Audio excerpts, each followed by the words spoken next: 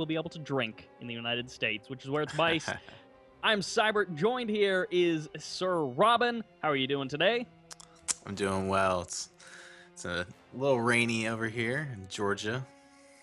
It was a little rainy. I'm in Florida, so I'm just, a little bit south of you, but it was a little rainy here, and then it cleared up, so now it's looking like a lovely day. Hopefully, the power doesn't go out or anything like that.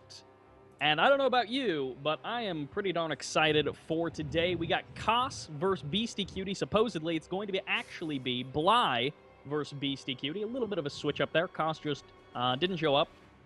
It happens from time to time. Maybe he forgot. Maybe he just, life got in the way. What have you. So that'll actually change from a TVT to a ZVT. Then we'll be looking at Kane versus Puck, a ZVP, which should be pretty darn good because Kane and Puck are very good, so I like watching them. And to finish it off, we have Snoot versus Bunny, another very high-level TVZ. So we have got a little bit of something for everyone. If you like Protoss, well, we got some of that. If you like Terran, we've of course got that because it's Team Gravity Fight Night. And of course, we've got a couple of Zergs as well.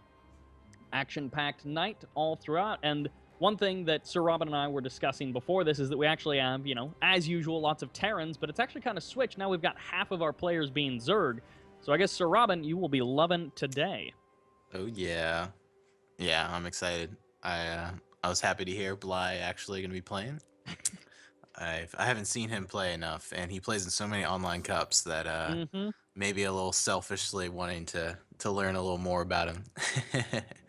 Yeah, no, I was casting with Fear Dragon, the ESL Weekly Cup, and he was tearing through that, and Fear Dragon was like, oh yeah, he pretty much wins them all. That's just what happens. So, I mean, he goes from online cups to online show matches, and he seems to win a lot of them. I don't know if he'll be able to beat Beastyqt, because Beastyqt has actually played 2 Team Gravity Fight Nights before, 2 best-of-5s. In number 1, he 3-0'd Jade, a European GM Protoss. And then in the other one, he went 3-2 against Namshar, who's a Zerg. And so I was really looking forward to kind of round out his statistics and get a TVT. But we'll have another TVZ for Beastyqt today to play against Bly. And this could be the first time that someone actually kills off Beastyqt in Team Gravity Fight Night. Yeah, and I think he will lose. I'm cheering for Bly. I think Bly is really strong with his TVZ, and I've played against Beastyqt before, and Bly's better than me, and so I have a feeling Beastyqt. He took a big break, and I think Bly really didn't. So yeah, Beastyqt is good and all, but Bly I think is just he's on Acer for a reason. He wins all these online cups for a reason. So yeah, that's very true. And after that, of course, as I mentioned, we're going to be jumping into Kane versus Puck and Snoot versus Bunny. But Team Gravity Fight Night, as I mentioned, has been running for about 20 weeks this year alone. And if you, do some very simple math, $100 a week, 20 weeks, that's $2,000 that's being placed directly into the pockets of StarCraft 2 players, courtesy of Hitbox.tv. Now, if you're watching the stream on Team Liquid, we do encourage you click through, you go to Hitbox.tv, and you check out some of the features there. Well, what features am I talking about? Number 1, of course, you got the chat. You can interact with all of the other viewers. That's pretty stock standard on live streaming websites. You've, of course, got GIFs in the channel, which usually, not always, but usually, the mods in the chat are on top of posting very nice GIFs. And so we always like it when they do that. Sometimes it's like Tasia clap. Sometimes it's like Keen doing, GG or something like that. So you got GIFs in chat. Chat actually runs on HTML5. I know some people don't like how other websites run their chat on Flash. Whatever. If that matters to you, then I suppose that's a highlight for you. But the other kind of interesting thing is you've got polls integrated directly into the chat, so you can actually vote on various things, and it's usually stuff like, who do you think's going to win this series? What's your favorite series looking forward for today? Stuff like that. So lots of different options for Hitbox.tv. And of course, you can subscribe there to Team Gravity. You can follow us as well, because as I said, it's weekly StarCraft action here with the Team Gravity Fight Night. And heck, even Sir Robin has played in some of those fight nights, so he himself knows that every week we put this stuff out. yeah, I'm excited to see what. I'm also really excited for the Kane and Puck. I think they're very equally matched. Yes. And so, I'm saying how Bly's. I'm thinking he's going to walk over Beastyqt. Of course, Bunny, Snoot, we're all excited about, of course. But Kane and Puck, I've known Puck for quite a long time, and he and I, back when I was a little more polished in Wings of Liberty, we used to kind of have a rivalry going. So as much as I want to cheer for the Wow. Zerg, I probably will actually cheer for Puck because I like cheering for him when I'm not playing against him. That's fair enough. Usually you don't cheer for the guy that you're trying to beat, but it's nice that now that you're on the sidelines, you can kind of put that rivalry behind you, or I guess it was probably more of a friendly rivalry. But Yeah. besides that, the other kind of interesting thing about Team Gravity's Fight Night, because again, we feature lots of players every single week, so it's not just going to be once a week that we do this. We're actually going to be adding a fifth kind of element to every month of Fight Night. We've got 4 weeks of Fight Night a month, and then after every fourth one, we will have a Tournament of Champions, which is going to be a $200 prize pool. All of the guys who win the main event from the previous 4 Fight Nights will be invited, and then all of the remaining Fight Night players will have an opportunity to qualify for that Tournament of Champions.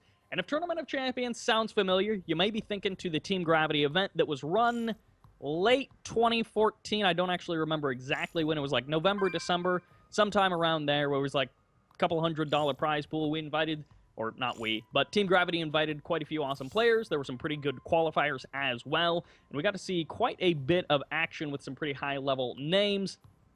And part of that is made possible by spawningtool.com and also OFU Gaming. Now, spawningtool.com is another player resource to kind of just help you guys if you play StarCraft 2, or maybe even if you like just watching it and jumping in and getting really detailed with data. Spawningtool.com is the place for you to go for that. And you can also follow them on Twitter at SpawningTool. So spawningtool.com actually provides us with statistics, which we'll be kind of referring to in Bunny vs. Snoot. And it's kind of the way that I think about it is like a replay database plus like a Ligulac plus some other features from other websites all mashed into one. And it's got like build orders, so it's kind of got some of those build order websites, elements of those, and you can actually do some research as far as like this player, how often does he open with this particular build or in this style, and spawningtool.com, all of the data that they have will be able to provide you that information. So it's actually a really cool tool. Have you been able to check it out, Sir Robin? I checked it out for a little bit, but honestly, I really do need to sit down and spend a day and go through it, put all my replays in so I can really get the value out of it, right? See those statistics, because that's where the true value is actually taking the time to do that. And I've just been too busy recently, but I am excited about it, and they wanted to hear my feedback, and I want to give it, so I'm excited to use it because there are tools that will help my play, will help your play. So. Yeah. Now, we are going to be jumping into this just as soon as we can. We have run into some couple of problems with hosting the games, but as I mentioned, Bly versus Beastyqt will be up first, and it looks like Iron Fortress LE is going to be our first map. Big 4-player map, all spawns are possible, and some players don't really like kind of the third base, fourth base situation on this map. Do you have any thoughts coming from the Zerg perspective? You know, what is Bly going to be kind of looking to do? So typically what the hardest thing about TVZ crete spreading is typically after the natural there's a ramp, and you're choked into this one spot. But on Iron Fortress, it's pretty wide open for the beginning, so you can get your crete spread actually really quickly started, but then you have a couple ramps that you got to go up, and it starts to be a little difficult to actually get that crete spread after the initial. But that initial is so valuable, and so I really do like the map. You can get crete spread really quickly, and that makes me feel more confident against the Hellion play. Now, of course, getting the creep all the way to that base is a little bit harder, so Banshees can be problematic, but Hellions I never have a problem with on this map. So we'll see if Acer Bly alters his play, maybe builds one extra queen to ensure no Banshee shenanigans screw him over, because that's really what he needs to look out for, I think. Interesting. I mean, creep spread is one of those things that's, for me, it's always one of those differentiators between the very top players and the not quite as good players, as you'll see those very top players really pushing that creep out more. And like you said, this map kind of introduces some different challenges than you have on other maps. So, you know, how exactly will Bly decide to react to those? I haven't actually seen, I don't know, very many Bly games, period, on Iron Fortress. So I'm not super familiar with his playstyle or his playstyle on this map. But Beastyqt, I know in some of the previous fight nights, he has gone for some pretty drop-heavy play, and kind of the split between third and fourth base can, well, actually, also the fact that the third and fourth are both kind of siegeable from the other side. You've got that kind of crevasse from, like, that'll protect the siege tanks, which is some play that we have seen. I'm trying to think. I think it was ASL that I was casting. A particular particular Terran was really abusing that cliff and, like, setting up bunkers to guard his siege tanks. So maybe Beastyqt will be able to do that. So, Robin, do you have a lobby invite? Oh, re-invite. My bad. But yeah, I want to talk a little bit more about the map as well. You know, if it's cross map, then I think Bly's going to have a really great shot because, like you were saying, some people don't like the fourth base on this map, and that's because of positioning. If they're cross map, your fourth base is actually a nice location. You have a nice little square that you can make, and you got creeps, you know, creep all over the place, and so you're essentially able to have that nice, comfortable four base really easily. But if he's cross position, then you're expanding towards him, so you don't want to do that. So then you got to take the other base, and now that fourth base is not fun. And if he's and it's the same thing if he's directly north of you, then taking that base is towards your opponent once again. So then it's not as fun. So so essentially, if it's cross position, I think we're gonna have Bly feel very confident in his play on this map. But if it's not cross, Bly's going to need to be a little bit more defensive to hold that fourth base and to hold that advantage. Well, we'll see exactly how they decide to play it out just after this. Team Gravity presents Fight Night. Y'all ready for this?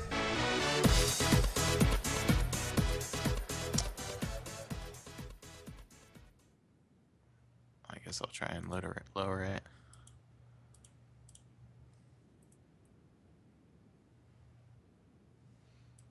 And unfortunately, we're not quite good enough at timing out that intro video with the map loading, so little bit of extra loading time there, but kicking it off, well, we got to talk about positioning just a little while ago, but will the positions, well, who will they actually favor? Not exactly sure. However, our first player of this best of 5 series, that's right, it's going to be a best of 5 to kick us off.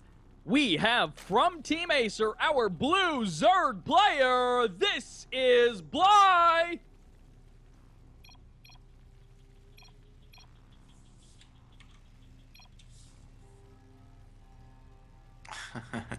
In the top left corner, from Team TES, Beastyqt. So it looks like they're spawning in not cross. So we'll see how Bly. They've got the vertical spawns going on, and as you mentioned, that does present potential problems with the fourth base location. And unfortunately for Bly, he's sending his Overlord counterclockwise, so he will be scouting kind of late his opponent, not quite as fast as he could have. But the other kind of thing, which you guys are probably seeing right now, is, of course, in Team Gravity Fight Night, the chat is sometimes very active, and sometimes it's two players who are very friendly with each other. They're telling jokes, they're saying stuff, they're, you know, talking about other people, and sometimes you just get that extra bit of, like, who are these players? What do they act like? You know, what do they talk about? Which is kind of nice, because you don't always see that in some other events. Yeah, I'm actually surprised that Bly sent his Overlord east. I feel like it's pretty conventional to send it north to begin with, but I guess he wants to know right away if his opponent is close spawns because that's the most threatening position, and he feels maybe confident in either other locations. And who knows, maybe he has a certain play style he likes to do if it's close by spawn, and the other two are the synonymous, the same style. So regardless, if they're not east of him, then he might play the same style. We'll see. That is a point that I had never considered, because my kind of thought on that is like, well, I feel like most players like to send their overlords in a clockwise fashion.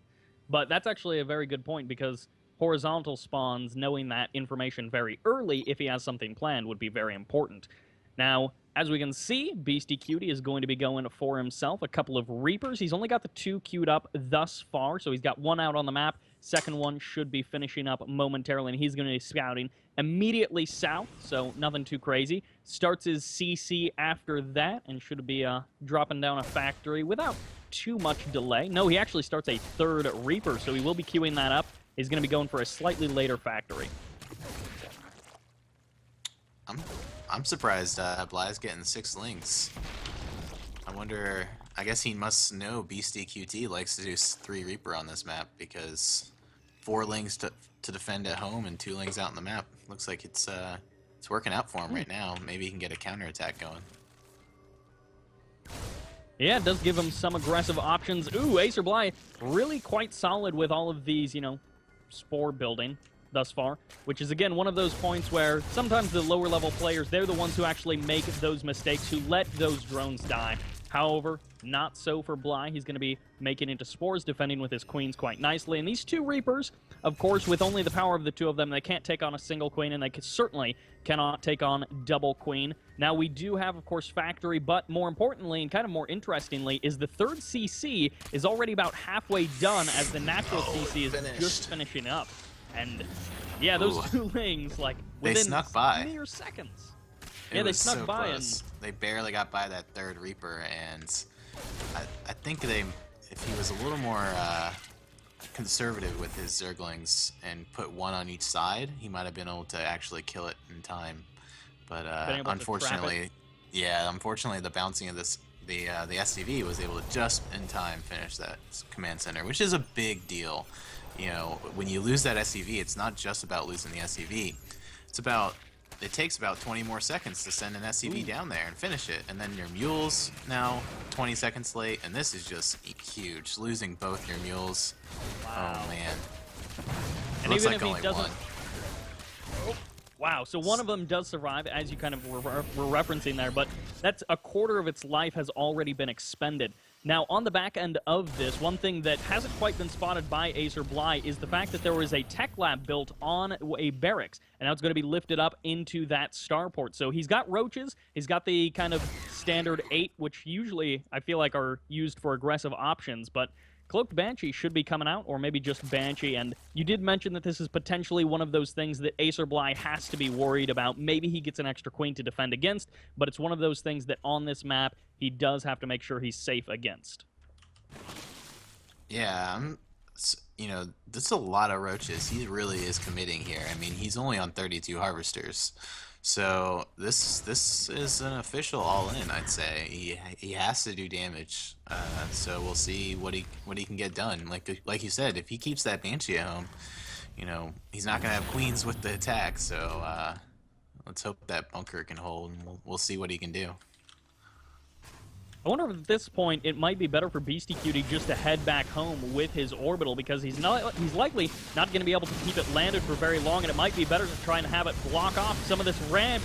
But in come the roaches, and of course more lings were flooded behind it. Roach is going to be getting a pretty good surround on that bunker, but the ling's going to be helping out. A couple of SCVs going to be going for the repair, and on the ramp, the reinforcing Hellions are getting completely locked down. Now the Banshee is the one thing that is completely uncalled for by Beastyqt. He has, of course, no answer in Acer Bly to be able to deal with that, and eventually these roaches will go down. The damage so far, 10 SCVs, and of course the shattering of that front.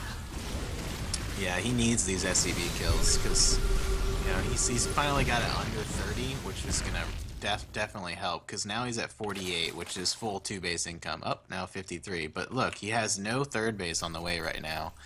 Yeah. Unfortunately, it looks like he had the money where he might have been able to put it down during the fight, but that's so difficult to do. But you know, we're seeing there's 3 mules that can be laid down right now, and with that, he's actually even income with the 52 harvesters. So I don't think Beastyqt's out of this yet. We'll see what he can do on this counter because, you know, like you said, he has that Cloak Banshee and he hasn't really used it yet, and he's got 2 and another one on the way.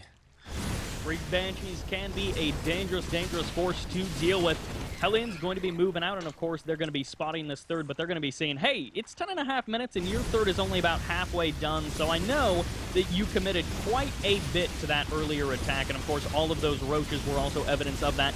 Now, on the back end of this, more Lings going to be heading in for Bly. They do find a slight gap, but it's blocked by an engineering bay, excuse me. And the third, unfortunately for Bly, has been canceled, but he's able to get some more harassment in on those freshly called down mules over at the third of Beastyqt. Now, can the Banshees do that damage? Well, the Cloak doesn't matter right now, but the Hellbats, they sure as hell do, and the Lings going to be flooding forward, but there is not enough Lings here to deal with this, even with the Queen support. These Hellbats will step on forward. One transfuse does go down, saving the Queen moments before it dies. And of course, the Hellbats have been cleaned up, but the Banshees, can they get that damage done? Thus far, it doesn't look like it. Yeah, with the Spire on the way, he might actually be able to fend this 3 Banshee push off. And it was great counterattack. I'm surprised Beastyqt wanted to throw the mule down at the third, but that could have hurt him a little bit. We're seeing his income actually under Acer's right now, and that's, I think, because he lost that mule. And but you know, he was able to deny the third, so Beasty's still in the 3 base versus 2 base Zerg position. So he's really gonna need to get something done with the mutas still, because 3 orbitals is scary stuff. As you mentioned, that's kind of the one advantage that Beastyqt can hopefully roll into. Now that he's finally called down, again, another Mule Hammer, he is going to be able to boost up in that income. And now we're actually seeing the power of Terran kind of be more evident there. The other nice thing is that, yes, because those Mutalisks were spotted by the Banshees earlier off, it did give it a little bit of extra time for Beastyqt to get up some missile turrets. Of course, Thor's going to be helping out immensely as well. Ling's trying to assault the third of Beastyqt once more, and the Mutas, they'll escape for now, but again, this has bought quite a bit of time for Beastyqt to get up those anti-air defenses. Yeah, Bly definitely overcommitted a little bit there and kind of threw away the last of his Lings and half his mutas, and he knows there's no way he can stick the mutas now. So he's instantly trying to tech switch. He kind of already prepped for it by getting roach speed, but we see him getting burrow now and infestation pit. I like the burrow. Run-bys can really buy you a lot of time, and that's what he needs, is time. Infestation pit, I'm curious what he's going to do with that. I wonder if he's trying to rush Vipers. That might do the trick. Now we if are he can buy himself enough time. Yeah, I mean, Vipers, if he ends up going for, you know, some sort of Viper and Roach combo, because we do have a pretty big swell of Roaches. But as you mentioned, it's going to be a little bit of time. The one thing that we haven't quite mentioned, but is kind of evident, is that it is mech against Zerg. So one thing that we have seen, I believe it was Violet do in WCS Season 2, I don't remember who he did it against, but some Terran going mech, and he actually somehow, though not on Iron Fortress, made Swarm Hosts look pretty darn good against mech. And of course, you have to be very careful about how you use them. So is there maybe a possibility that Bly could be going for new Swarm Host? I mean, for now, it's just more Roaches.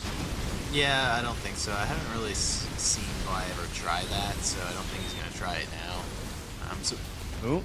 A couple of tanks do get eaten up there. The Roach is going to be forced to step back, but they did get, I believe it was 2 tanks while they were unsieged. We see a big round of drones coming in for Bly. His 4th base finishing up. He's going to be looking to push his harvesters past that 50 mark up towards past 60. And he spots the mech army going to be moving out, catches himself another tank and insta-snipe on that. And this mech army, it is very slow moving. It is out of position, and this is a healthy number of Roaches moving in.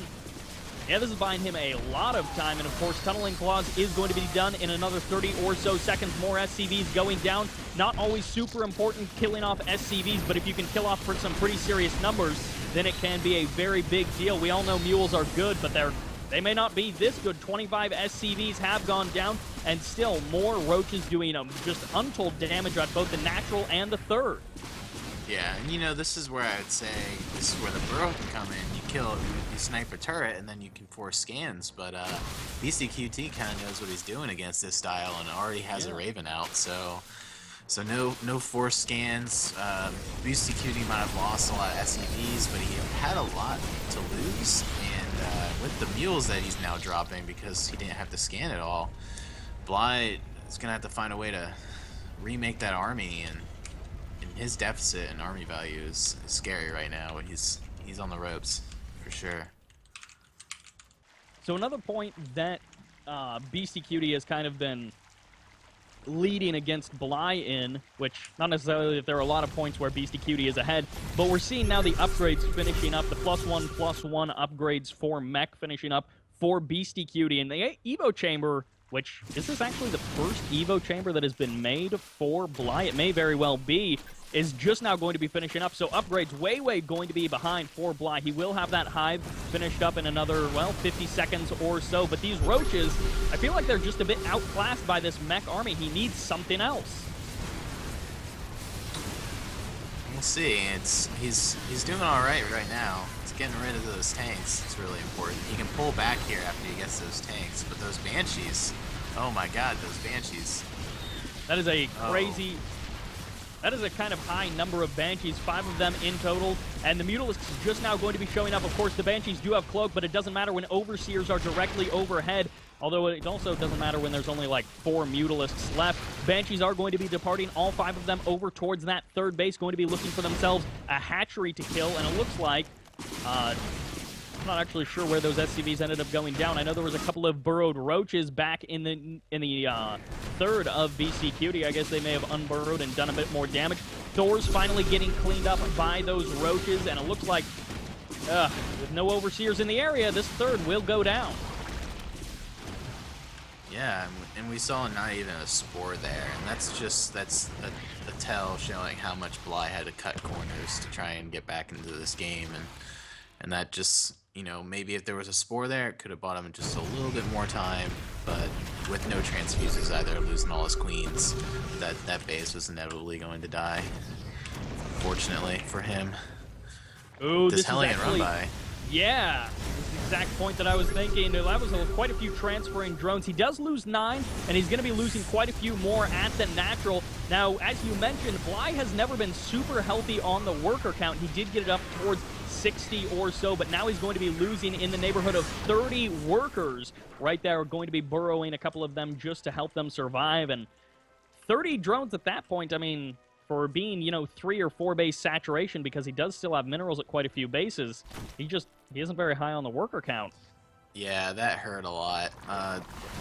Bly had one big advantage, and that's his arm. He tech switched back to Muta, and there wasn't even a Thor out until now, and so he had an income that was going to be okay and a stronger army value, and forcing Beastyqt back into Thors and probably not moving out for a considerable amount of time, buying him enough time to get that 4th base back up. But after losing that number of drones, I don't know if Bly can come back in this game. And once again, the upgrade deficit going to be a bit of a problem that Bly has to overcome. +2 attack, +1 armor. I don't actually play Zerg at all, so I don't know how much of a difference that makes. So to me, as a unwitting spectator, I feel like that's a pretty big deal, that +2 attack, +1 armor against 0-0. And yeah, just down on workers, down on army, down on upgrades. It's one of those situations where being down in every direction, it's kind of hard to find the upside for Bly. Yeah, and you know, when I go a heavy Muta style, it's okay to only have Muta upgrades and have 0-0 and everything else if you're focusing that much on Mutas. But when he has some Roach Hydra and he's trying to get Vipers out now, your Roach Hydra is just not going to do what you think it's going to do when it's 0-0, and that can also lose you the game if you're making engagements with assumptions that, oh, I normally have this experience, so I'm going to engage this because it seems like it's the right call, and then those upgrades actually become, you know, a major, you know, detriment to your fight, and you actually lose because of it. So, oh man, another Hellion run by. Just a couple of Hellions, but they did a bit of damage. Now, they did kill off about 6 drones, going to be forcing the rest away. And, I mean, it did reveal a number of roaches. I'm not sure how much Beastyqt actually saw, if he saw the Hydra and the Vipers as well, if he just saw, you know, 4 or so Roaches. He may know that it's back into that Roach Hydra kind of combo, mixing in the Vipers as well, and +1 attack going to be on the way. So I guess the next kind of big swell is going to be really focusing on that Roach Hydra Viper combination, focusing on getting those yoinks, as we actually see it kill a Banshee right there. And again, we've got a 40 army supply deficit for Bly. He's down on upgrades. He really needs some good army positioning and control to be able to take it away from a mech army. Yeah, you know, when it comes to the actual engage, I don't think there's anything Bly can do. I was talking about it earlier, but the best way to beat mech when you're in this situation is just buying yourself time. You gotta buy yourself time. So some kind of, he's gonna have to try it again, but some kind of Roach run by. He's got all these turrets, and he does have a watchtower, sensor tower, but it is vulnerable to some kind of quick little Roach run by. There's a couple of yoinks right there. 1 tank, 2 Thors do go down, but he's now going to be trying to push up through a bit of a choke. He's got a nice range of units, but they're just getting slaughtered as once again down by 50 army supply. The Queens here not doing all that much. Blinding Clouds, a couple of them were thrown down, but they weren't affecting all that much. Siege tank in position. Yeah, buddy. Siege tanks from the other side, of course, super annoying to deal with. A couple of Widow Mines mixed in as well, because, you know what? Why not? And actually, that creep spread, it wasn't too fantastic for, the first 20 minutes or so of the game, but in the last 5-10 minutes, it's actually been pushing out quite a bit further. So you mentioned it's very important for Bly to buy a lot of time. We see kind of Beastyqt doing that a little bit with these Hellion run-bys. Is Bly just buying time to, just push his army supply that much further, maybe get better upgrades, or does he have a different game plan? Does he need to be going for a different unit comp? I think the unit comp works. It's just buying yourself times in turns, like you said, the creep spread, but also he just needs an overwhelming army value. He's got to have at least a 200 fight, because even if you're down on upgrades, as long as you have that same maxed out army, the best army Zerg could get, in a sense. It might be worse, but it's the best you got, right? And he's kind of realized that he had to buy time now. He did a 3-run Roach run by, but it got some damage done, but it's a little too late. And with the Hellion run bys, Beastyqt has a different. He can throw those away if he can keep Acer's econ down and sack army to keep that econ down. Then there's no way for him to truly get that army value he needs. Some good pulls. Yeah, a couple of Thors, and of course they were pulled over a cliff, which means they got into a bit of an awkward position. There's going to be a scan, which does confirm that, yes, there are quite a few infestors out on the field. Another Thor does get pulled, and it does actually finally get eliminated there. There's still a pretty crazy number of Vikings and even a couple of Banshees? Nope. No, I guess no Banshees have survived at this point. He's mostly just focusing on that Viking, Raven sort of comp with siege tanks on the ground, and 1 tank does get pulled. I feel like this is actually some nice shaving, and you mentioned it's very important to keep the eco alive, which is the deficit of Bly. He's shaving off the army, but he's losing that eco. Yeah, it's surprising he's even able to do it. It seems like Beastyqt's a little apathetic, focusing on his macro. He's always staying maxed out, as you see. He might be losing stuff, but he's replenishing, and so he's keeping up with his macro, but his Vikings keep being out of position, and that gives Bly these little safety nets, poking and prodding. But another Hellion run by. There's no, like you said, this 4th base is so tough to hold on this map. Unfortunately, Bly, yeah, I mean, he was pushed away from the northern 4th base. He had to go over towards the right side of the map. And, Blinding Cloud in the middle of the map as this mech army is starting to get pushed back a little bit here. Ravens on the front lines. The Vikings do kind of push away some of the Overseers, but both Banshees are pretty much all gone. Blinding Cloud's negating some of the fire from the tanks, and I'm not actually sure who came out ahead in that engagement. I think a couple of Banshees, a couple of Vikings, and Ravens, and maybe 2 tanks went down. Not huge losses for the mech player, but some losses nonetheless. Yeah, that was actually a great engage by Bly. I think with such a lesser army value, he actually came out ahead in terms of resources lost in that fight.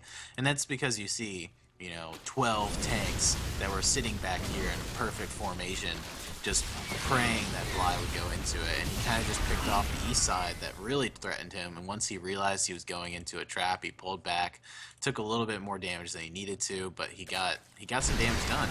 Ooh.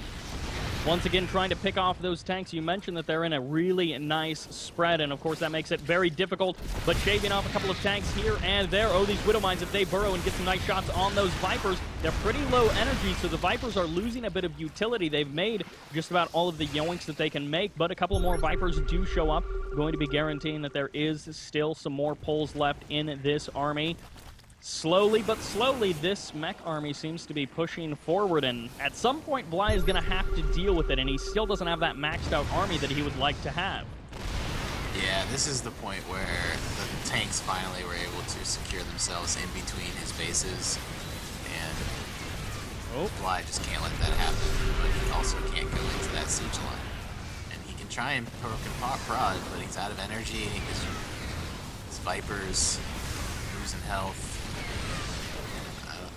He's on the ropes here. I don't know what he's gonna try and do, but that's just so many tanks. How many tanks is that? 18. Wow, 18 siege tanks. He managed to shave off some of the kind of air superiority that Beastyqt had, but he still, again, hasn't dealt with the real problem, which is that tank line. He's going to be moving out kind of in between the tanks, potentially looking for an opportunity, but they're still sieged up. There's going to be the Blinding Cloud, negating again a lot of the fire from that tank, leaving it mostly to the Vikings and the Ravens. But as soon as these Blinding Clouds wear off, well, actually, no, he's got a couple of more to throw down. There's still more tanks that are out of range, so they're going to be actually shredding at this Roach Hydra as they finally step forward to try to deal with the tank line. GG! Beastyqt will take game number 1 in a very slow but methodical pushing style. Yeah, I'm surprised Bly was able to stay in it for as long as he did. 33-minute game, where it looked like he could be out any second after losing his third base, ways away. 15 minutes into the game. Yep, and well. I guess so. It started with that, I guess, Roach Ling all in. It was kind of, he hit after speed, and it was like Roach Speed Ling really pushing those in. And you mentioned it was 2 base. It was an extremely delayed third base. I think it didn't actually get established until like the 12-minute mark. So a huge commitment on that kind of 4-player map, and it was vertical spawns.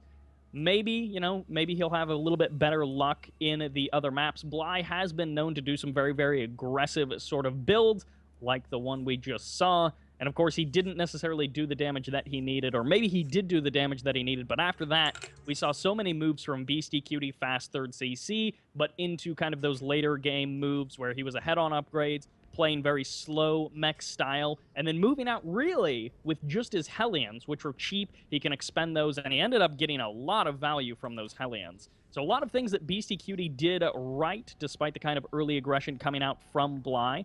We're going to be jumping into Coda for game number 2. Any final thoughts on that last game?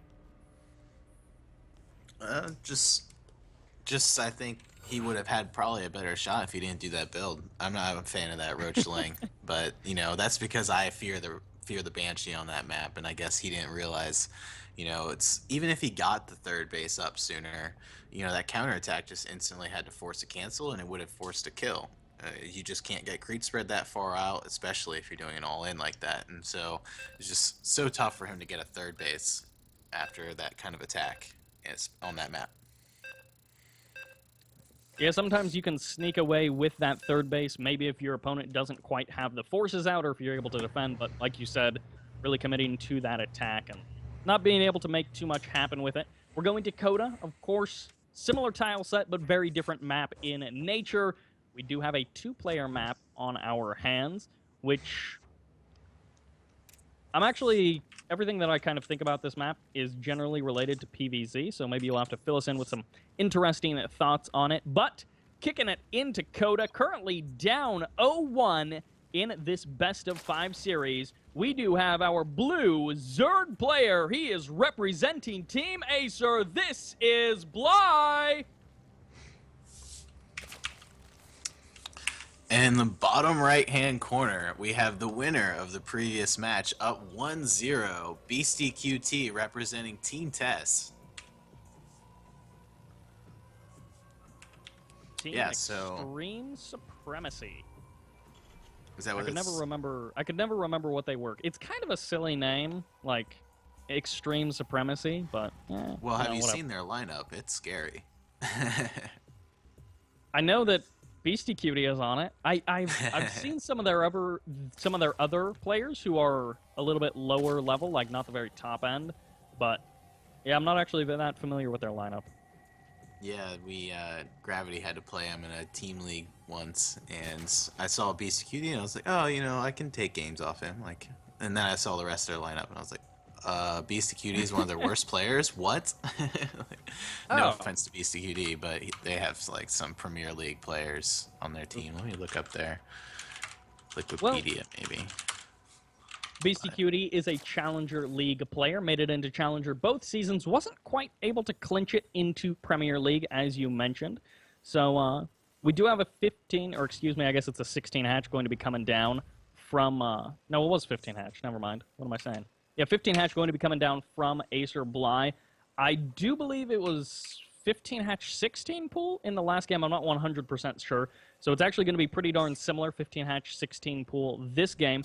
Now, one of the interesting things for me is always how many Reapers does a Terran player like to build? Are they going to go the bunny style and try to go like 2 or 3 Reapers? Or do they play a little bit more conservative, get 1 Reaper, go with a slightly faster factory or maybe a slightly faster CC, and then look to either do something with Hellions, maybe a little bit of drop play with a quicker 1-1-1, something like that.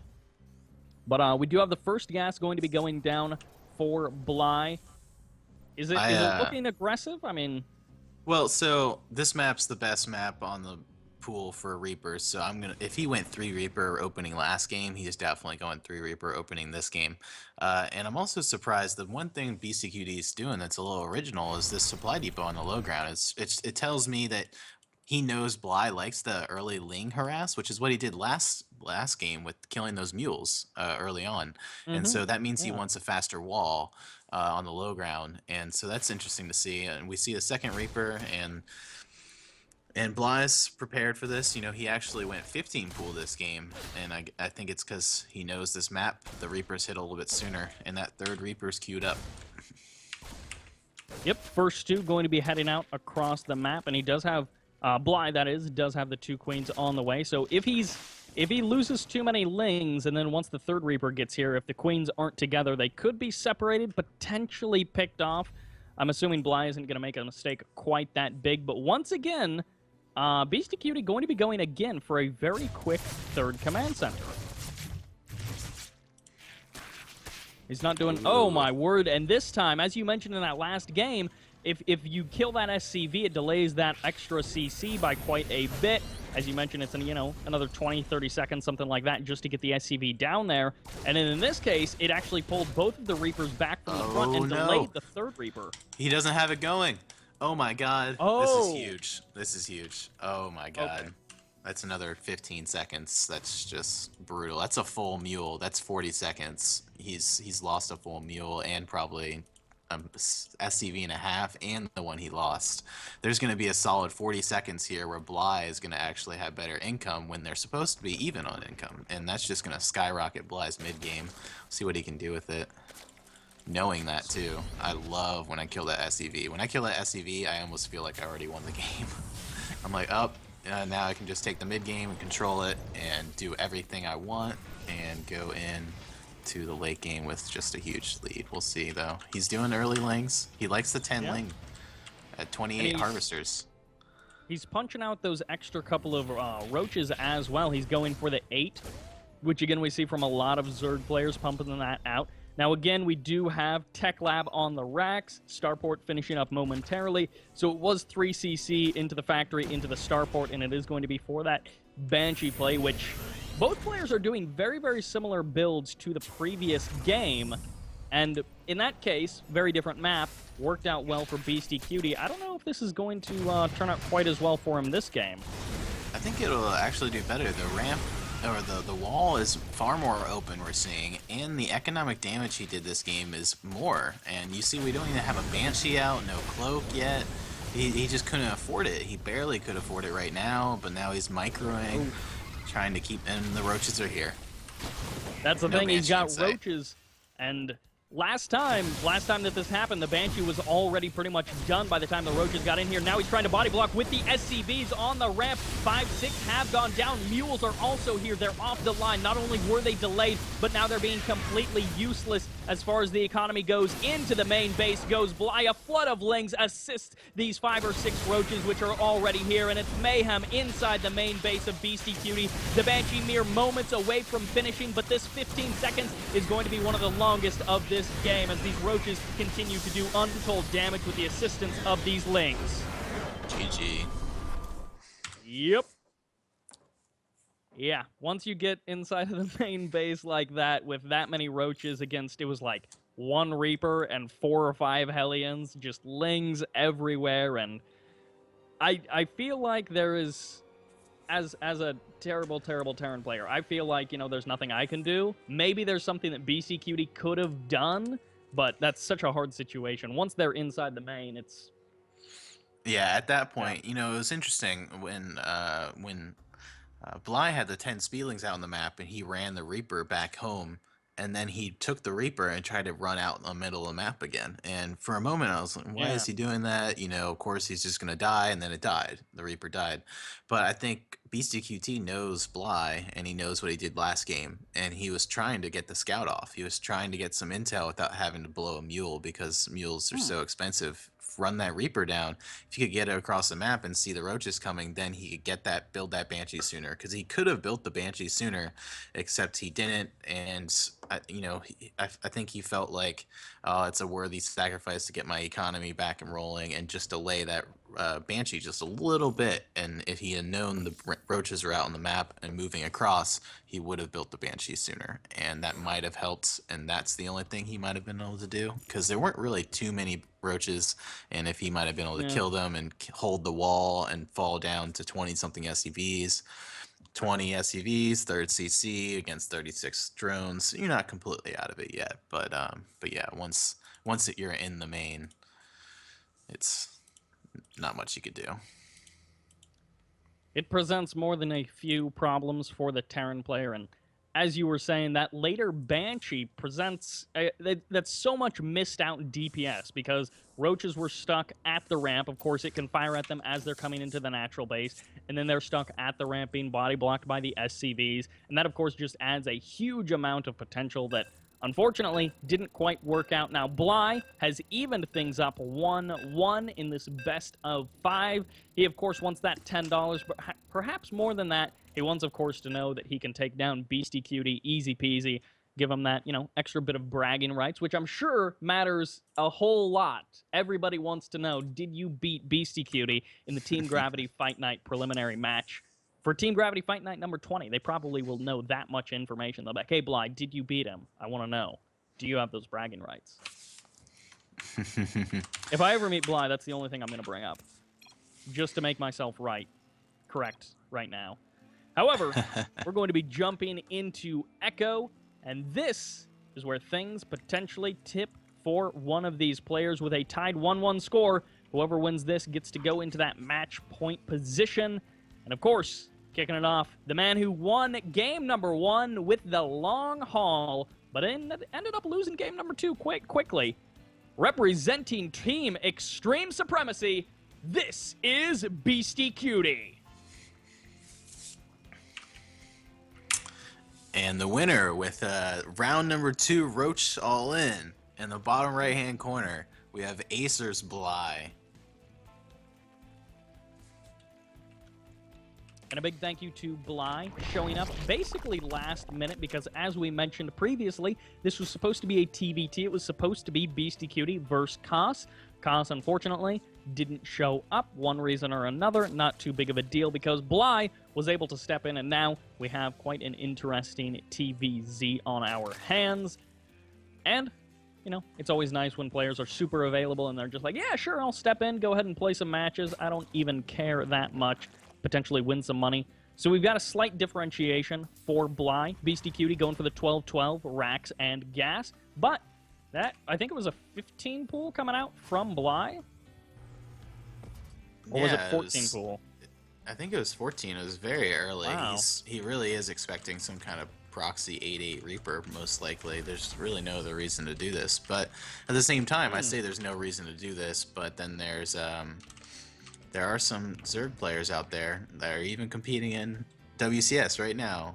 Laser likes to open pool at first every single game in TVZ.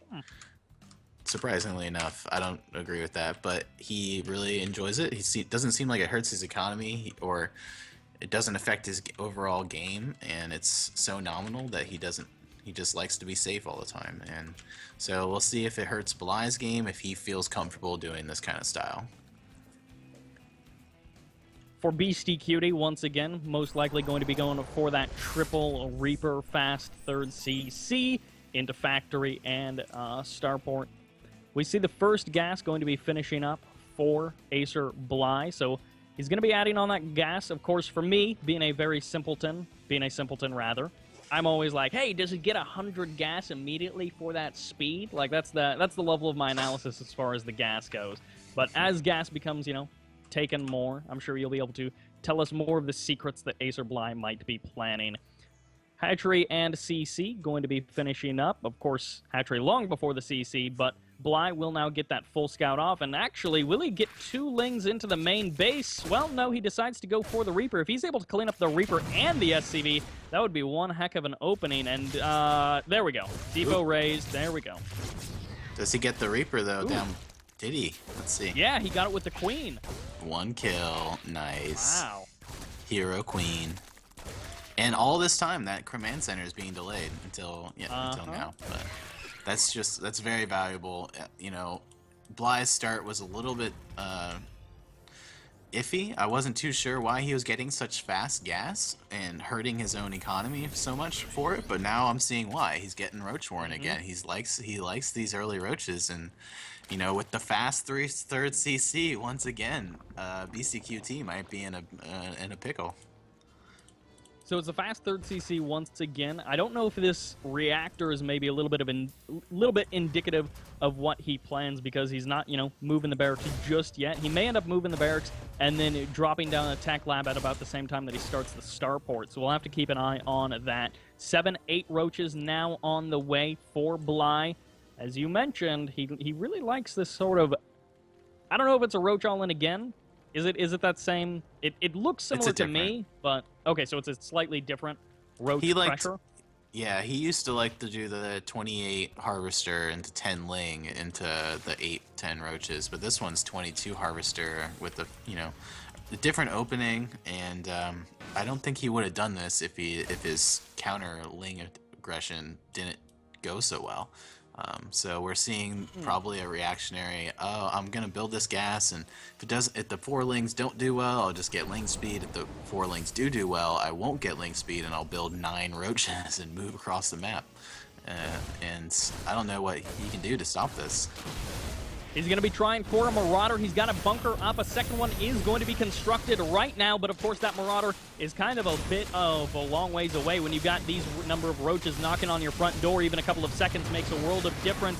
There's going to be potentially one of the bunkers getting knocked down before it's even up, and this is looking very bad for Beastyqt. He's got the 1G, and there we go. Acer Bly takes a quick 2 games back from Beastyqt. Going to be rocketing him ahead in this series. He's going to be taking it to the match point. Now we go from there to Inferno Pools. And Inferno Pools, I guess it could be a pretty darn cheesy map. If we get horizontal spawns, we could be looking at another very, very quick game, potentially from either one of these players. We've seen some very aggressive Reaper cheeses, or even proxy Rax cheeses, work out on this map.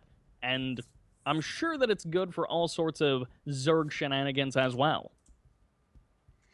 Yeah. If you go close spawn positions, I think you'll really enjoy the roach style once again. But it's just, what we keep seeing here the past couple of games that Bly's beaten Beastyqt is just Beastyqt has not been able to get the scouting he needs, and Bly's creating a window for himself to do this roach attack that normally isn't there, but by doing enough Yeah. damage, he's creating this window, and then Beastyqt's missing the scouting intel, and by losing that Reaper to that Queen was just so huge, because if he was able to keep it alive, he runs it back in, and doesn't even need to sacrifice it, because there aren't speedlings he needs to worry about. He runs in, and he sees the roach warren, and he sees the gas still being mined, and then he instantly knows what's going on, and he can win from there. He could build widow mines out of instead of the first two reapers, he could build two widow mines, and then the two widow mines do massive splash damage to the first 7 roaches, kills one, makes the other ones half HP, and then the reapers that are in the bunker plus SCVs buy him enough time for the marauder to get out, and maybe a second one since he knows sooner. It's just with knowing what's coming, he's going to be way more prepared, and it's just that's been the story of the past 2 games, is that Bly's been able to do some economic damage, creating a window, and then BC doesn't see it coming, and that window is exposed. Stopping that CC from going down has been not necessarily the indicator, because there's other things, as you mentioned, that Bly has been doing, but it's kind of that thing that stands out. In game number 1, the CC finished up quite nicely. In the other 2 games, it got delayed, and in game number 2, it was delayed particularly far just because of that SCV sitting idle next to it. And again, you mentioned the scouting information being so important. Ordinarily, those Reapers, 3 Reapers, do allow you to do that. Maybe he needs to save that gas just as a precautionary measure. Just go for 1 Reaper. Try to be a little bit more careful with it. Of course, going into Infernal Pools, you've got the cliff by the backside over by that 3rd base, which can be very, very close if you end up spawning like horizontal. And then Beastyqt is just able to hop into that main base quite easily. So maybe just going 1 Reaper. I mean, I'm not good enough to tell Beastyqt how to play this game, but might be a better way to play it out. Or maybe delaying the 3rd CC until after the 1-1-1 is complete.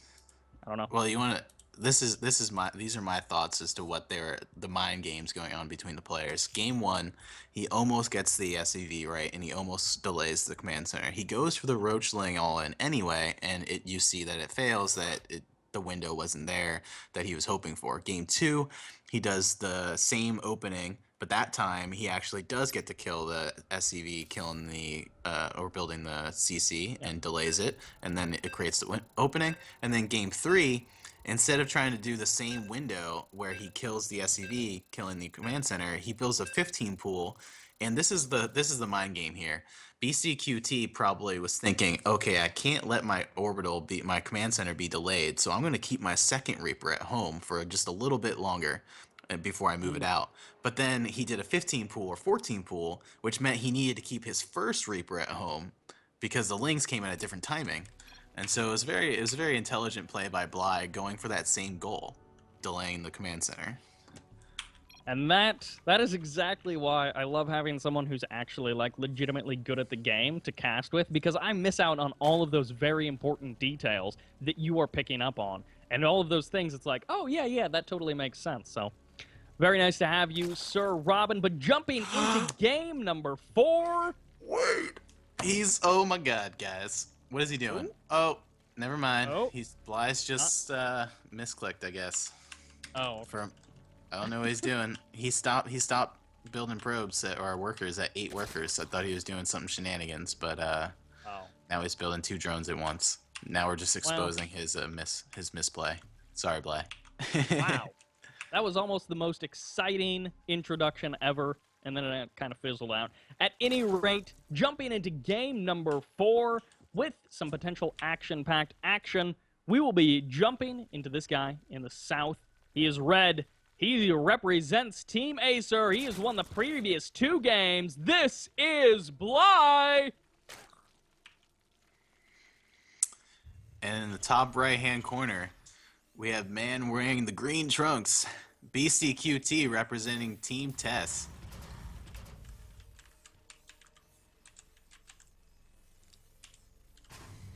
$12 racks, 12 gas, once again. Or very slightly off, but... Oh, okay. into I guess 15 pool, or 15 hatch, excuse me, coming out from Bly. 8 pool Yeah, would have been so- great as well, but maybe not for cross spawns. Maybe horizontal. Right, on a 4-player map, that was gonna just be crazy. I was getting so excited just to see how crazy Bly really is. But so with the 4-player map, this whole 14 pool early lings out to try and punish the first Reaper for leaving is not gonna be feasible. So, you know, the only way Bly is gonna be able to do the same delaying of the command center that he's been doing this entire series is if he does it for the second Reaper timing. And so I'm gonna assume here that Beastyqt is gonna make more Reapers, but he's gonna keep the second one at home. And never mind, Ooh. he goes just one. Okay, so he immediately pops out that Reaper and he drops, or excuse me, pops out that Reactor and he drops the CC on the high ground. A very big difference. And he scouts immediately over horizontal, and of course that's going to be the closest spawn to him. So he wants to make sure, like, hey, wait a second, you're not gonna do something crazy cheesy to me, right?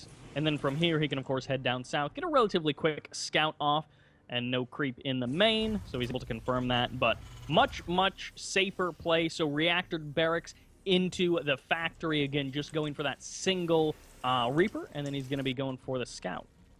Absolutely, I think Beastyqt's kind of realized that he should respect the fact that Bly has shown aggression pretty much every single time, and building 6 Zerglings. And when somebody builds 6 Zerglings, you don't need to rush the Reapers out in aggression, because if somebody is respectably equal to your skill level, don't expect to actually kill things.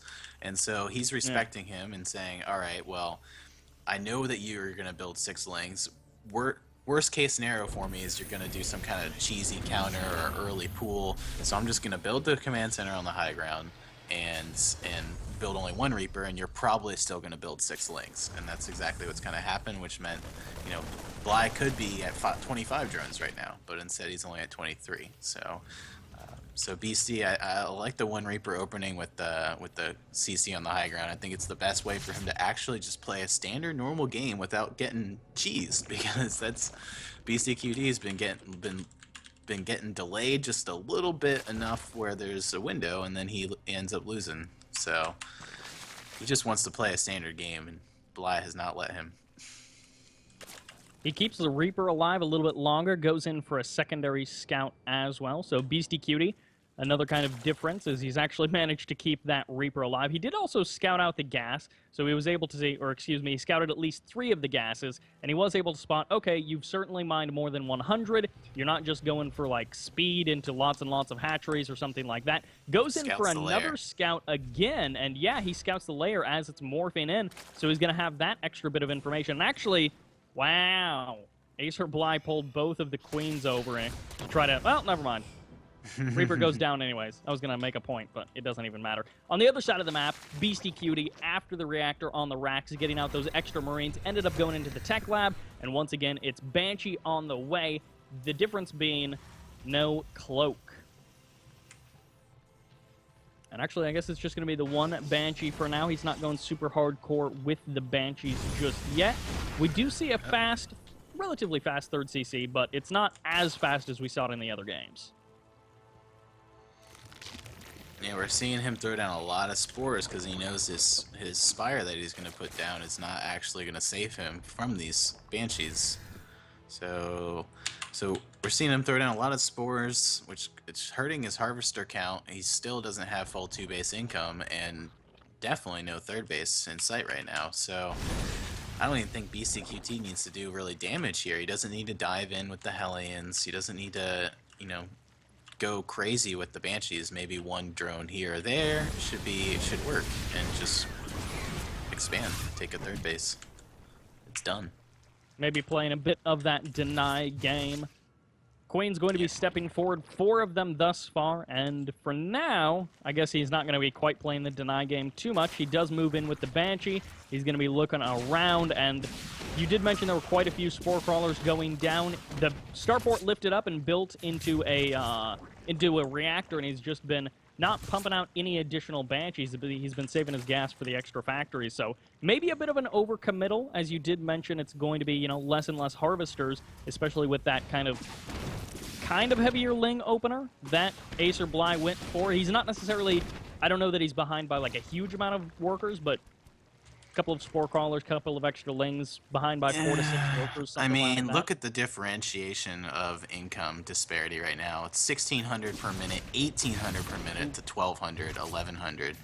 And the biggest issue here is, he throws all these spores down, and he's still able to poke and prod on the edges, making the Banshee worthwhile still. He's only building 3 mutas because he knows he's got to keep all the rest of his larvae to rebuild drones. He knows he's got to saturate that third and start actually gaining an advantage because he hasn't really seen any kind of economic, or I wouldn't even call tech advantage really. Muta's not exactly a tech advantage against somebody who just builds 2 Thors, as we're seeing. So, oop, 2 HP Banshee.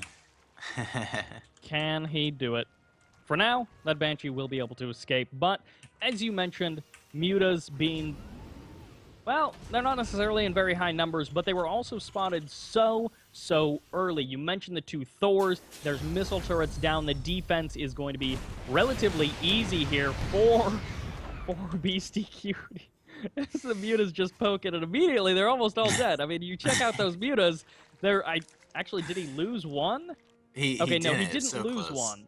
Yeah, That's what the Vikings like, are for, though. They almost get that finisher shot off, and it was close. Maybe if he had 3 Vikings. If only, if only. Third base denied a little bit here by Beastyqt. It's just going to be slowed down. I guess denied is probably the wrong word to use there. Muta's moving in. Can they get some SCV kills? Potentially. Well, they do clean up a couple of SCVs there. Only 4 have gone down throughout the entirety of this game, so not big differences just now. As you mentioned, the income with those mules being in favor of the Terran player. And, ooh, these 4 Vikings. Can they pick off another Muta? No, the answer is no. It's really good of him to kill those 4 SCVs. He really didn't need to delay it. And look, he still hasn't dropped the command center when he can. Yeah. And this is just all because of the Overlord. Sometimes, he's got to start focusing on macro, and all of a sudden he indirectly delays his third base by another 20 seconds. And that's all because of the pooping of the Overlord. So great play by Bly to do that, because now he actually has some income that he so desperately needs to get a 4th base up. What is he trying to tech switch? Double Expo. Yeah, I he's really going like this. I love it. just actually. because. Well, Yeah, the gold gives you the extra income, and then you've got 2 hatcheries going down at the same time. Sometimes you end up losing the 1, and then of course you've still got that extra base. Exactly. That's why a lot of times you can't engage mech, and you got to buy yourself more time. And if you're not buying yourself time well enough, then you gotta sack the base, and if you gotta sack the base, you don't want to actually lose a base, so you double Expo, and it ensures that you always have that income you need. But with all these Vikings and Thors, this is a fast, aggressive mech play, and yeah, he's definitely gonna have to give that up. Great little run by setup coming here, and we'll see if he can get through the supply depot walls.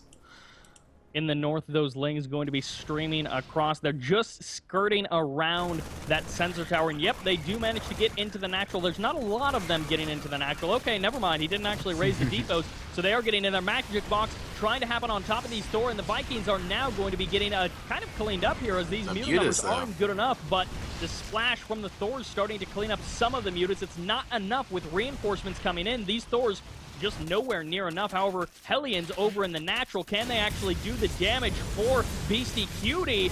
He's actually starting to roast away quite a few of those drones. 18 and 18 workers have gone down for both players. Yeah, back and forth trading. I love the aggression by Bly, though. He really wanted to punish Beastyqt for being so aggressive early out on the map with so few Thors. It's not quite over for either player. Now the Hellions finally getting cleaned up after killing off about 28 drones. And the Muta's trying to poke around over at this 3rd base and deny that 4th CC a little bit longer. Will get pushed away by the Thors, doing a bit of damage of their own, killing an additional 17 workers or so of Beastyqt in the last, minute. Whatever. And Ling almost. almost gets the kill. Yeah, he went back in to try and finish it off, and so close. So what we're seeing here is the income's kind of equalized. Bly has one advantage that's kind of hidden right now, and that's his 1200 gas bank. He really can just flood with tons of mutas, and I really like his play right now. He's not going to try and do it right away. Oh, never mind, he is. I was thinking with the Glial Reconstitution, he might make some more roaches and show his roach numbers, so then it would force tanks and then switch back into a mass muta style. But he's just going to go straight to it. It already looks like it forced 3 tanks. Maybe he already saw the roaches, because 3 tanks is great for somebody who's building 7 mutas.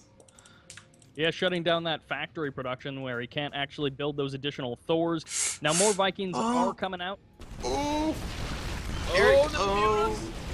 That's brutal. Did he just lose? What was it? Wow. At least 5? At least 5. Maybe 23 6, 7. mutas have gone down. Yeah, I'm not sure how many he lost right there, but that's actually quite a bit of his mutaflock going down. He's only got currently 12 out on the map, 6 more, or excuse me, 10 out on the map with 6 more going to be finishing up. 16, again, as a bad non-Zerg player, 16 doesn't feel like that number that you would want against mech. I more think of like 25, somewhere around there, maybe even towards 30, but is 16 enough? Not against 5 Thors and 4 Vikings. That's the issue. It's especially if they're underneath a turret or 2. And so it's just that's the tough thing about going muta against like a mass muta style against mech. I absolutely love the style, but when you lose something like 7 mutas like that for nothing, it really hurts, because once the push comes, you just don't have enough mutas to fight it, so you got to base trade, which isn't the worst thing. And we're seeing great positioning with the Bly's roaches here, poking and prodding. Now the mutas can get some damage done. Hopefully it doesn't going to be many. taking some damage from these Thors as they are kind of on the north side of that CC. Again, 5 more mutas have gone down. He did pick up some SCV kills. He did pick up some missile turret kills as well, and he was starting to try to pull that mech army apart. Unfortunately for Bly, just the splitting of the army is a little bit too good from Beastyqt. He already had the Thors in position. Missile turrets bought some extra time.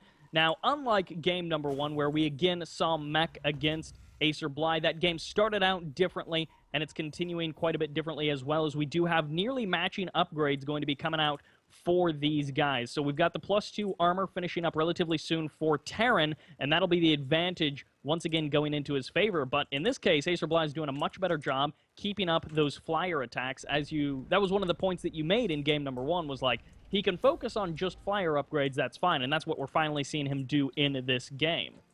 Yeah, and that's what's making losing all the mutas so much harder to watch, is that, you know, he's committing, truly committing to these mutas, and so every time he loses some for just 3 SCVs, it hurts. But I really do like the extra armor, and I just want to make a comment here how he has 3 sensor towers, and that's actually affecting Bly's harassment. And with this move out, he needs to counterattack ASAP with those mutas. He needs to, but can he make it happen? This is a lot of roaches being sacrificed. They're getting themselves 2 Thors? I think they traded out that whole batch of roaches for about 2 Thors, but he's looking to push out more and more mutas, even a couple of lings being added on as well. And unfortunately, the mutas that are already out on the map not really being able to do all that much, but the roaches sniping the Thors has given Acer Bly maybe the confidence to move in here. He hasn't quite engaged with his mutas just yet. He's keeping them on hold, and he does lose a base for it. Wow, and +3 armor on the way. Yeah, I mean, he's got to clean this army up. He did a good job with the mutas to make sure that there was no reinforcements, and so he cut off reinforcements that were not there, but hey, here we go.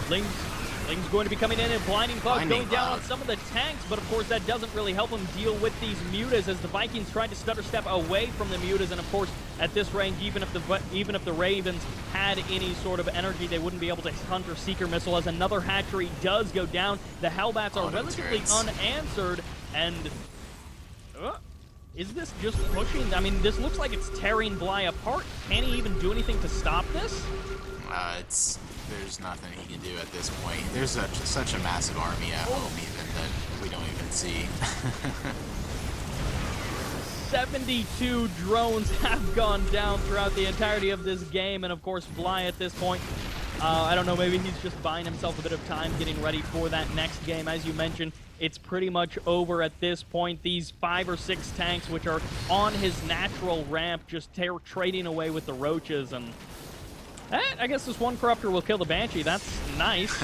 And I don't even know, but Beastyqt takes it back. It's 2-2. This is Team Gravity Fight Night number 20. We do not have 3-0s here. We see more ace matches, I feel like, in this show match series than about anywhere else that I've seen StarCraft 2. Lots of other places, with the exception being like best of 3s, because it's easy to go to an ace match in a best of 3. But that aside, we see so many series go back and forth, 2-2 scores or, 3-3 scores going into that final game, and we're seeing it once again with Acer Bly versus Team Extreme Supremacy Beastyqt.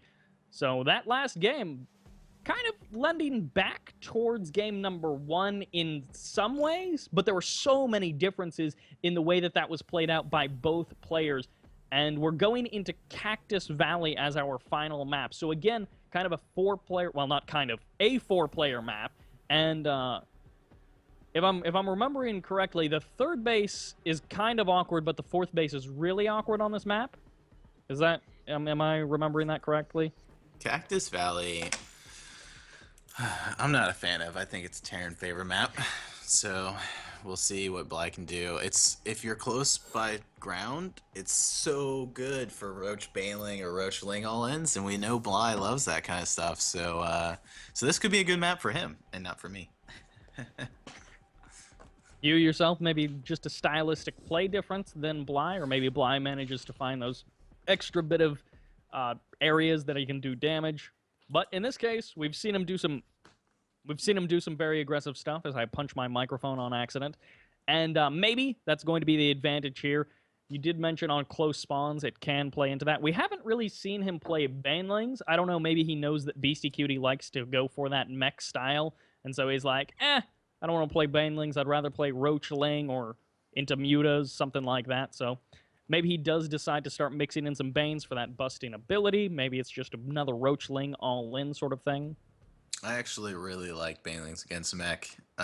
If you've caught any of my games against Ruff at Red Bull Battlegrounds last year, I beat his mech with Roach Muta, and then Baneling. And back in Wings of Liberty, you saw exactly what Bly's doing right now, which is, how do you beat mech? You beat mech with Roach Muta. Except with the addition of Hellbats, it used to just be Hellions, and Hellions used to be, kind of little bitches against Roaches, right? Like, they just couldn't really handle it. But yeah. Hellbats, on the other hand, are actually quite strong against Roaches. So you gotta have the Banelings in there. The Banelings against Hellions could get microed against. You could line them up. But Hellbats can't really do much, so all of a sudden you roll the Banelings in, you clean out all the Hellbats and soften up everything else. Now the Roaches and Mutas can actually kill things with ease, not accidentally focus firing the wrong things. So I think Bly, if he could mix in some Banelings into some of his compositions of Roach Muta, it would do wonders. Not even just for busting, but for killing the core of the mech army, exposing the things that he really needs to kill. Interesting. I wonder if he will decide to place it as we spawn, or how he will decide to play it as we spawn into, well, Cactus Valley. I don't know if these spawns are going to be good one way or the other, but let's jump into it with our final game of this best of 5. That's right, folks. It's tied up 2-2 here at Team Gravity Fight Night between Bly and Beastyqt. Up in the top right corner, representing Team Acer, this is Bly.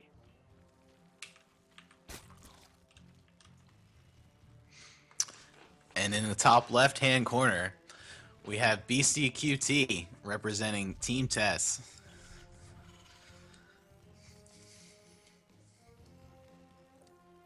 So coming into this 2-2, Acer Bly, as you mentioned, maybe playing a bit of mind games in some of the previous matches. I'm not actually sure if Beastyqt will try to mix things up as he did in the previous game. Maybe he still goes for that same, 3 Reaper opening, or maybe he's like, game 5, Cactus Valley, I'm going to play a little bit more conservative, as he did in game number 4 on Inferno Pools, and maybe just go for the 1 Reaper, CC on the high ground, something like that. Thus far, I mean, we are starting to see that bank of minerals as we're passing the 15 drone mark. Bly, I think, going for expansion first. Yeah, it's good to see. The pool was cheeky, and I think it was definitely just it was a great mind game to play right after the game where you were actually able to kill, the SEV mining the command center. So then he's thinking he's going to keep, like I was saying, keep the second Reaper at home so that doesn't happen. Then you do a cheeky early pool where it forces him to keep the first Reaper at home. But it's smart to go back into the hatch first. And with scouting south and then west, he's a little ambitious with both his overlords. Not afraid at all about some kind of bunker at his hatchery. He's not going to see since he doesn't have the overlord there. But that overlord that's out on the map is actually going to scout Beastyqt's command center that's going to go down on the low ground, unless he doesn't put it on the low ground. But the early scout's going to give Bly a good position, because we keep seeing Bly mine early gas, not get Zergling speed, and get fast roaches. And the faster he can scout his opponent, and knowing he's close by ground spawn positions, the more higher chance I think we're going to see Bly actually do that once again. So if Bly can get that scout off knowing that he's close by ground, I think Bly is actually going to like it because of his playstyle. Some nice critical round. Points. Ooh, almost gets the So Reaper, close. yeah. So close. So many times that Reaper just manages to sneak away, and then the one time you think you actually get the complete surround on it, it does manage to sneak away once again. But the way that the positioning, the kind of SimCity that's coming in here for Beastyqt is he's blocking off that ramp a little bit further. He's kind of making like a double wall in. That is, wow. Even with the factory, he's maintaining that double wall in with the CC going to be behind it. So I guess maybe he's really going to be worried about incoming Lings or some sort of like really early pool, something like that. He's certainly going to be safe away it. He does. Yeah, he thinks it's roaches, but no gas being mined now, and I really like Bly's play here. He knows that that Beastyqt. Oh. Ooh. Wow. Again? Will it get no, it? There we go. Nice. Good job. So the mind games that are going on this game is he knows it's close by ground, so he's worrying about walls and potential busting again. And Bly, after last game, Bly built 6 Zerglings last game, and Beastyqt only built 1 Reaper. And it seemed to work out for Beastyqt. So Bly's sitting here thinking, I don't know exactly where you're located yet. And he actually even thinks it's cross spawns, which is unfortunate. But at the same time, not too bad, since Beastyqt is kind of overly preparing for this all-in.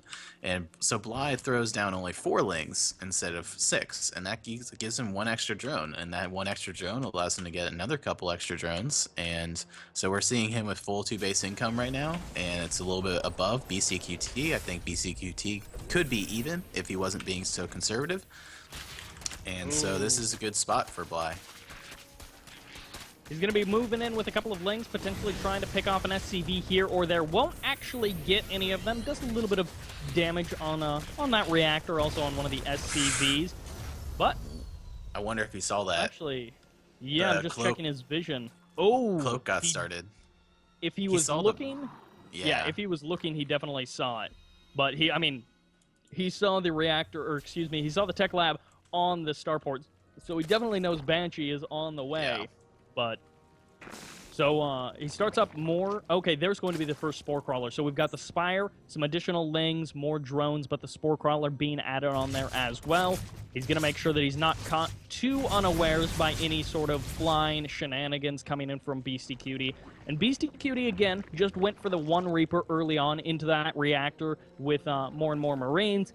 And for now, he hasn't committed super hard to mech just yet, but based on how the game is shaping up, he's most likely, I'm assuming, going to be going into mech once again. He's done it basically 4 games in a row, so I doubt he's going to change now. I think those Hellions accidentally went on a trip that could have cost them their lives, but yeah. great surrounds by Bly to take 2 of them out. Oh, He does manage to So- escape with a couple of the Hellions. They meet up with that Banshee, and that'll be some nice DPS. Yeah, I'm really glad to see that he didn't throw down, so many Spore Crawlers this game. He threw down 2, one to keep his main base safe, and one at the very front to push exactly what we just saw back. And now he's going to go north, and it's not going to work out either. And so, great play by Bly. Banshee going to be coming in, will get immediately pushed away, and as that Overseer is watching it, he's like, hey, even if you cloak, it doesn't even matter, and that Banshee has basically 0 HP. I think technically so it does close. have... Oh, it's got 5 HP, so almost 0 HP. And actually, this supply depot is down, so in come the Lings. Very nice. For Bly, he is going to be getting completely thrashed, though. So he just traded out a lot of Lings. I believe he got like 1 Hellion for them. Not necessarily as much as he would like. 3rd factory finished up, and he's going to be finishing up both of the tech labs as well. Hero Muta turns around, kills the 5 HP Banshee. Oh, nice. He did manage to pick it off. And Yeah. missile I'm happy to turrets see that because, Bly accidentally misstepped one of his queens that could have gotten an extra attack off, and so he could have killed the Banshee sooner, and so it's nice to see. Ooh, wow. These Vikings, Does he- just pulling the mutas directly over that bunker, allowing the Marines to do so much more damage than they otherwise would have been able to. But also, those mutas were going after the orbital for a little while all of the missile turrets were finishing, and that just cost 5 mutas their lives. Yeah, that was brutal. I thought he might have been able to get out after killing that one Viking in peace without losing a single one, but then he just got stubborn, and that can happen. You think it's gonna go one way, and then it looks like it's going that way, and at the last second it doesn't, and you just get a little stubborn and say, no, I want it to happen, and then you overcommit, and that's kind of how it goes sometimes. But we see him going into Roaches. It looks like he doesn't want to fully commit to mutas this game. He Not didn't just start any. roaches. I mean, he's going Nidus and he's going Burrow as well, so it's not just into the roaches as well. But you mentioned kind of the fun that Zerg players can have doing tech switches, and everyone knows that Zerg players and tech switches are, commonplace. But in this case, into those roaches and potentially, I mean, we do have an Overlord just sitting near the main base going to be providing, well, right there, the opportunity for the Nidus. So there's not... Well, let's see. I don't actually think there's... With Burrow, Yeah, there's only 2 tanks out. There's this great distraction, sacking the mutas just to make Beastyqt think he's safe. This is it right here. And that reaction time from Beastyqt maybe could have been a little bit better as the roaches spawning in towards that main base, getting some nice damage out. But 2 tanks about to pop out here, and of course with no protection, they need... Oh, he needs to get them sieged. He needs to buy them time. But there's a lot of free DPS from the Terran army. However, he does lose both of those tanks. And now the Roaches going to be stepping on away. And as you mentioned, they can burrow. They can force some scans potentially. This is dangerous. I mean, this is a lot of Roaches here. It's a lot of SCVs going down. And all these Hellbats are trying to deal with the Roaches. A lot of these Roaches are low HP. And the Vikings trying to land to deal with that Nidus network, so this attack will be stopped. A lot of mining being denied in the main, but, I mean, he's traded out a lot of, well, I guess only 20 roaches thus far. Is this too many? He's got a reasonable number of drones behind it. It's a good burrow, forcing another scan. He can force another one with this next drone or a roach. He got the damage that he could do. He had just so many Hellbats that he couldn't really circumvent them and try and snipe the Thors. He was able to get one. If he didn't throw away so many mutas, I think he could have just won that with like a roach muta, because the mutas would have screwed the Thor's attack. It would have been attacking the air, and then the only thing attacking the roaches would have been the Hellbats. And if the only thing attacking roaches are the Hellbats, then the roaches wouldn't have died nearly as quickly. It's just... But with this next big wave of roaches, They gonna get some damage done. Yeah, he's picking off a couple of Hellbats for sure, trying to break down some of these supply depots and missile turrets also. Going to be splitting away an extra couple of roaches over towards that natural base. Yeah, exactly. A little bit of a run by trying to get into the mineral line, trying to deal with the economy of Beastyqt as a Thor does go down. And now over at the third base, these tanks are completely exposed. Goodbye tank number 1, goodbye tank number 2, as they do both get slaughtered. And now the roaches, well, they're going to try to get out of dodge. But again, over at the natural, these roaches have basically been running rampant with no opposition. Yeah, he just doesn't have any Thors or tanks right now. His army's bled. It's got these Marines and it's nothing. Those 2 tanks that just spawned into the jaws of those roaches immediately snapped up, destroyed, eaten alive as these SCVs trying to play Ring Around the Rosie, trying to play tag as these roaches split to different corners of the base, burrowing themselves into the ground again, forcing those potential scans or just saving themselves later. They do have tunneling claws that has been researched, and they can do an extra bit of silliness. No, never mind. There's no swords. Ignore me. But those roaches being a little bit annoying, and once again, into the natural. Going to be going for the mules as well. Oh, over at the third base, once again burrowed. But there is some Hellbats, some Vikings here to do with this. They could kill one Hellbat if they wanted, at least. Yeah, might get a second Hellbat as well. Why not? Another tank. Well. Yeah. Yep. Never mind. Missile turrets are good, but then they don't shoot down. Yeah, this is looking grim. I mean, those three roaches. It's gonna be 4 base econ. He could switch back into Muta if he wanted, but it looks like he's going Viper.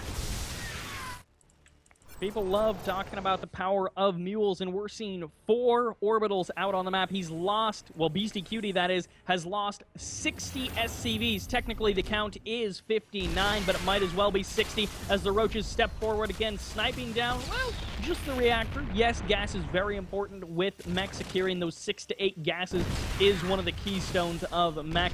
And hey, might as well pick up an extra couple of SCV kills at the same time. More and more bases being established, being kind of saturated in the south part of the map. And these Hellions, which we saw in game number 1, hero, nearly MVP Hellion run-bys for Beastyqt, doing untold amounts of damage, locking down that economy of Bly in this game. They have not had nearly as much success. They are not anywhere near as effective. Yeah, and part of that is, one, a little bit of happen chance, but also the creep spread this game, being able to be all the way out in the middle of the map while being aggressive allows Bly to be able to also see that and be in position for it. So great creep spread play. He's going to try another Hellion run by, and we don't see really much there to defend, so he might get some damage done.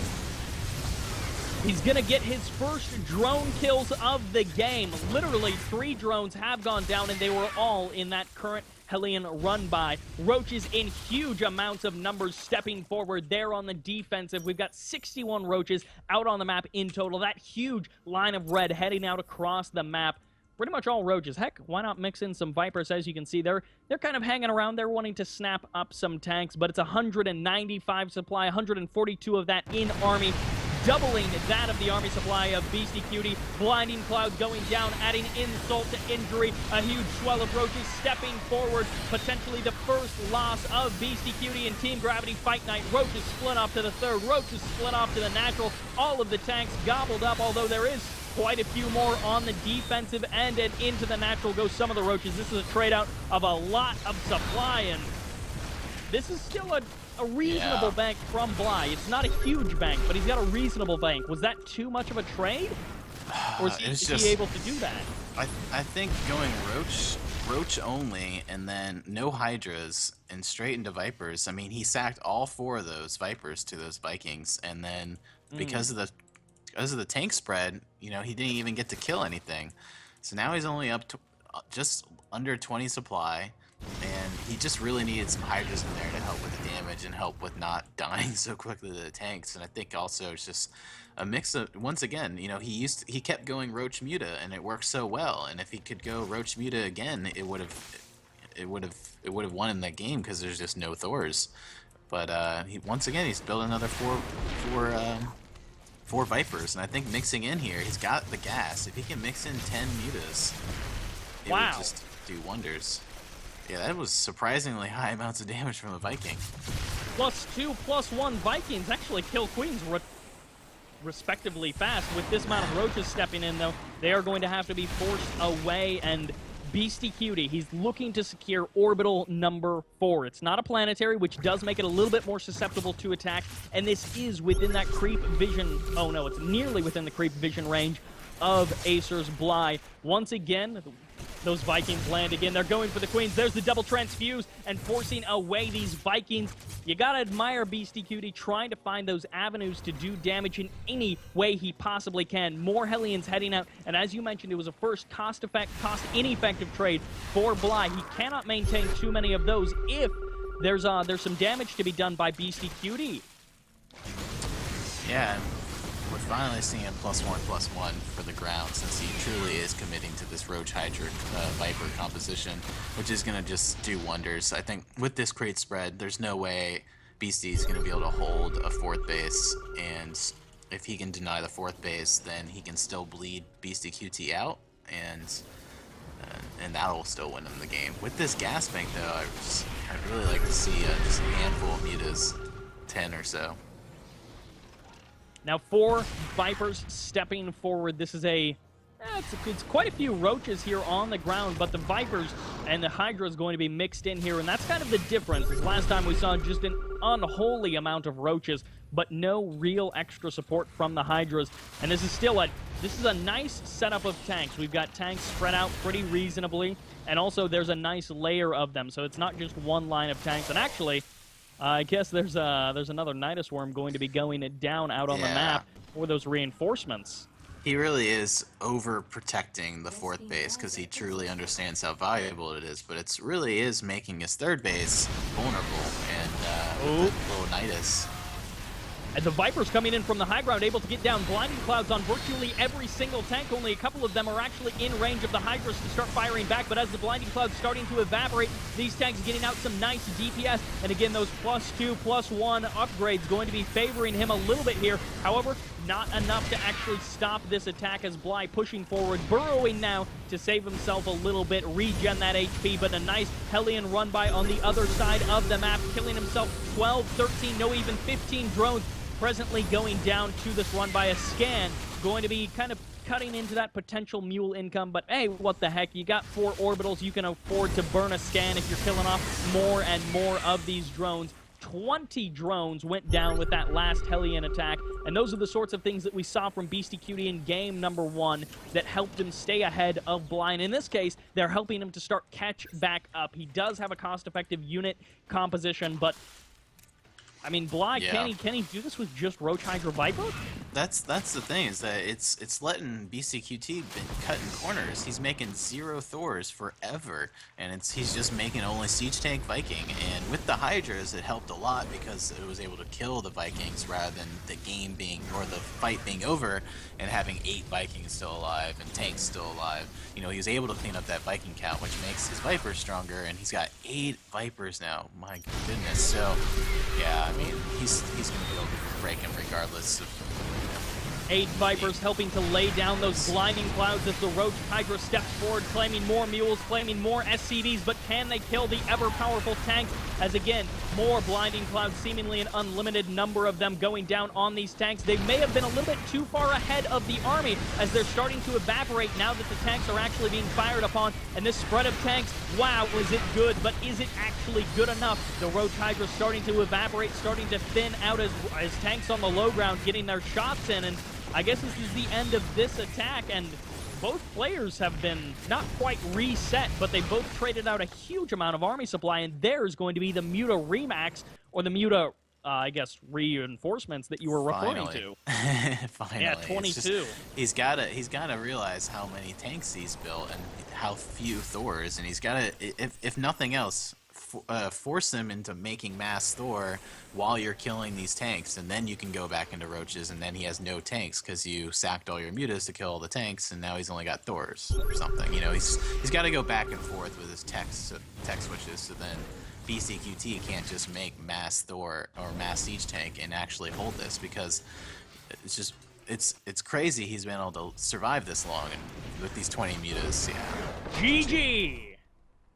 Just to kind of recap, there was like 3 Vikings out on the map, and I think there was like 3 missile turrets that were actually defending something that wasn't like a completely empty main base, so That Muta switch, as you said, it was a long time coming for Bly. It was something that maybe he should have tried a little bit earlier. He was trading out vast numbers of that Roach, Hydra, Viper, and eventually got around to those Mutas. And then, of course, there, he's like, I'm assuming Beastyqt was just thinking, you know what I could really die to right now? Anything in the air. Oh, Mutas. All right, well, GG. Yep.